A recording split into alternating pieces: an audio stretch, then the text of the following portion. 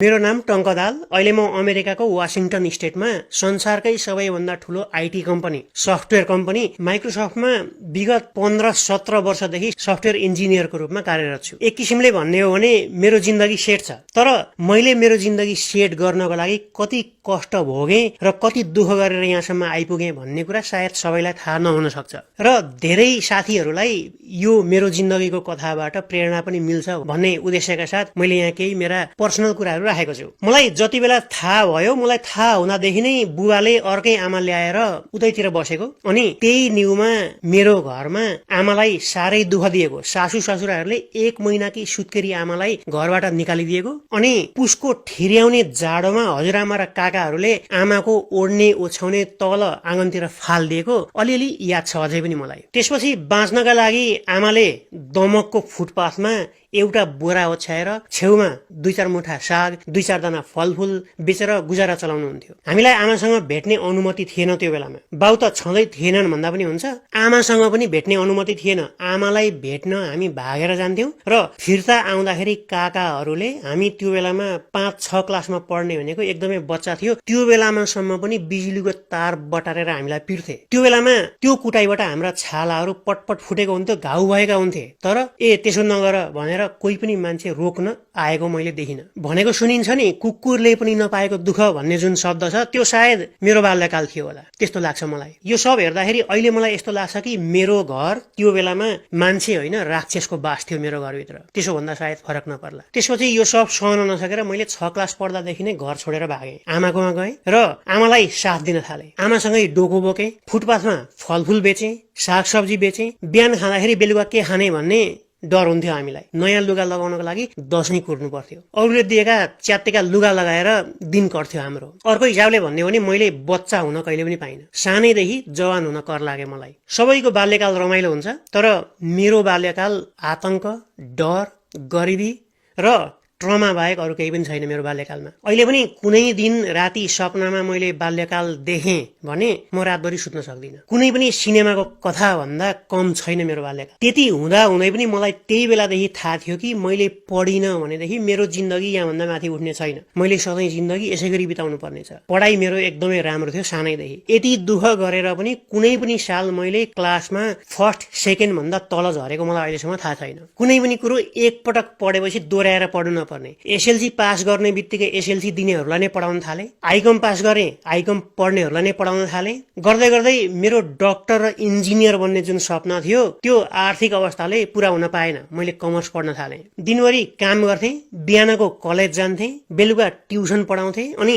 बाँकी जुन समय बस्थ्यो त्यो बेलामा आफू पढ्थे। युवा अवस्थामा पनि मेरो सुनाउन लायकको कुनै पनि राम्रो कथा छैन जिन्दगीमा। अर्थात् बाल्यकालमा मात्रै होइन, टिनेज र जवानी पनि मदेखि टाढा टाढा भाग्यो। तर यतिका दुःखको बीचमा पनि मैले पढाइ भने छोडिनँ। सायद त्यसैले हुनसक्छ आज म यहाँ आइपुगेको छु। त्यसपछि बीबीए पढ्नको लागि भनेर काठमाडौँ आएँ, शङ्करदेव क्याम्पसमा भर्ना भएँ। एमबीए पढ्दै गर्दाखेरि कम्प्युटर भर्खर नेपालतिर भित्रिँदै थियो। त्यही बेलामा राष्ट्रिय कम्प्युटर केन्द्रबाट डिप्लोमा गरेँ, अनि केही कम्प्युटर इन्स्टिच्युटहरूबाट केही प्रोग्रामिङ ल्याङ्ग्वेजहरू सिक्न थालेँ। त्यसपछि भने मेरो इन्ट्रेस्ट एमबीए र एकाउन्टिङ भन्दा पनि कम्प्युटरतिर तानिन थाल्यो। अहिले जस्तो इन्टरनेट र युट्युब हुँदैन थियो त्यो बेलामा। केही सिक्नु पर्यो भने अत्यन्तै गाह्रो। अनि मेरो वास्तविक कैरियर जुन छ जिन्दगीको, त्यो चाहिँ चाबैलमा भएको प्रेरणा स्कुल भन्ने एउटा स्कुलबाट नेपाली र संस्कृत शिक्षकको रूपमा सुरु भयो। त्यसपछि त्यही नजिकैको आइडल स्कुलमा हाई स्कुल म्याथ टिचर भएँ। पछि त्रिशक्ति स्कुलमा एकाउन्टेन्सी पनि पढाएँ, अनि महाराजगञ्जको कान्तिपुर स्कुल जुन छ त्यहाँबाट कम्प्युटर शिक्षक भइसकेपछि मैले विभिन्न स्कुल र कलेजहरूमा कम्प्युटर नै पढाउन थालेँ। यही क्रममा दिल्ली बजारको सूर्योदय स्कुलमा पढाउँदै गर्दाखेरि मेरी जीवन सङ्गिनीसँग भेट भयो,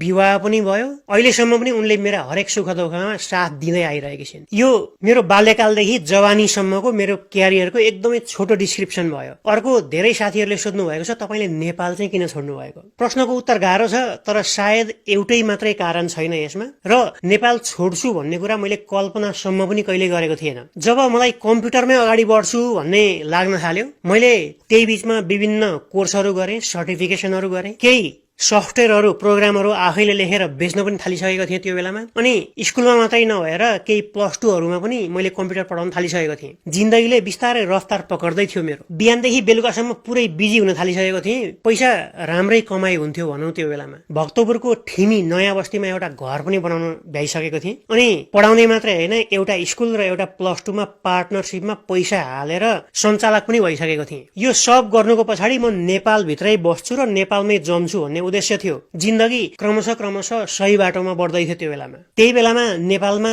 कम्प्युटरको लागि एकाडेमिक कोर्सहरू पनि सुरु हुँदै थियो बिस्तारै। तर अफसोस अरू कसैलाई थाहा थिएन, मलाई मात्रै थाहा थियो कि त्यो बेलासम्म पनि मसँग कम्प्युटरको एकाडेमिक डिग्री थिएन। केही ट्रेनिङहरू थिए, केही सर्टिफिकेटहरू थिए, त्यति हो। अनि जसो तसो आफैले सिकेको कुरा सिकाउँदै थिएँ। तर त्यही हालतमा बसिराख्ने हो भनेदेखि भोलि मैले यो पेसाबाट पनि हात धुनुपर्छ भन्ने कुरा मलाई पक्का थाहा थियो। किनभने त्यही फिल्डमा एकाडेमिक डिग्री भएका मान्छेहरू भट्टाभट्टै निस्किँदै थिए। मलाई जसरी पनि कम्प्युटरमा एकाडेमिक डिग्री चाहिएको थियो। त्यही सोचेर एमबिए गरिसकेको मान्छे घटेर भए पनि, म ब्याचलर्समै भए पनि कम्प्युटरमै केही एकाडेमिक डिग्री गर्छु भनेर विभिन्न कलेज र युनिभर्सिटीहरू धाएँ त्यो बेलामा। तर म्याथको ब्याकग्राउन्ड छैन तेरो भनेर मलाई क्वालिफाई नै भएन त्यो ठाउँमा। मलाई कम्प्युटर साइन्समा एडमिसन कसैले पनि लिएन नेपालभित्र। कुनै युनिभर्सिटीले, कुनै कलेजले, कसैले पनि मलाई पत्याएन। म पढ्न सक्छु, म गर्न सक्छु, ट्राई त गर्न देऊ भन्दाखेरि पनि नियम छैन भनेर मलाई दिएन। अर्थात् आफ्नै देशभित्रका कलेज, युनिभर्सिटी र शिक्षा नीति मेरो लागि अवरोध बने त्यो बेलामा। त्यो बेला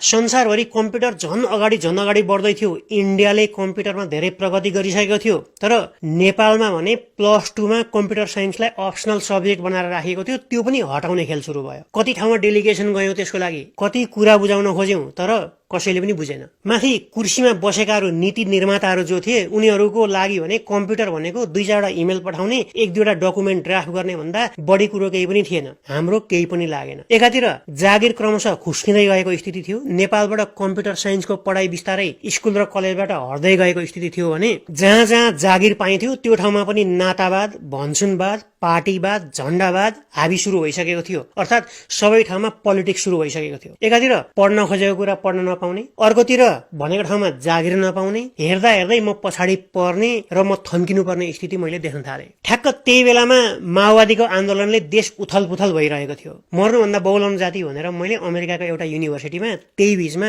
मास्टर्स इन कम्प्युटर साइन्सको लागि अप्लाई गरेँ। एकै पटकमा एक्सेप्ट भयो। केही प्रश्न सोधेन त्यो युनिभर्सिटीले मलाई। आफ्नै देशले र आफ्नै देशको शिक्षा नीतिले नपत्याएको मलाई अमेरिकाको एउटा युनिभर्सिटी र त्यो देशको शिक्षा नीतिले पत्यायो। अनि परिवारका अरू सबै सदस्यलाई छोडेर, छोड्न मन नलाग्दै पनि देश छोडेर म अमेरिका आएँ। एक हिसाबले पुरै फ्रस्ट्रेसन थियो त्यो बेलामा। जति बेला म अमेरिका आएँ त्यो बेलामा लगभग उमेर 32-33 वर्ष भइसकेको थियो। अब यहाँ पनि कम्प्युटरमा र म्याथ्समा एकाडेमिक ब्याकग्राउन्ड नभएको कारणले गर्दाखेरि धेरै गाह्रो भयो मलाई। धेरै स्ट्रगल गर्नु पर्यो, धेरै मेहनत गरेँ मैले। अरूले रमाइलो गर्दाखेरि पनि म सधैँ पढाइमै व्यस्त हुन्थेँ। त्यही बीचमा युनिभर्सिटी पढ्दै बीचमा केही समय निकालेर मैले इन्टरभ्यू प्रिपरेसन पनि सुरु गरेँ। माइक्रोसफ्टमा ट्राई गरेँ। एकै पटकमा माइक्रोसफ्टमा जब मिल्यो। इन्टरभ्यू पास गरेँ त्यहाँ। त्यसपछिको मेरो कथा बेग्लै छ। कहिले पनि त्यस पछाडि मैले फर्केर हेर्नु परेको छैन। त्यस पछाडि 15, 16, 17 कति वर्ष भयो, अब त गन्न पनि छोडिदिइसकेँ। त्यो बेलादेखि अहिलेसम्म म माइक्रोसफ्टमा सफ्टवेयर इन्जिनियरको रूपमा कार्यरत छु। धेरै माथि त होइन,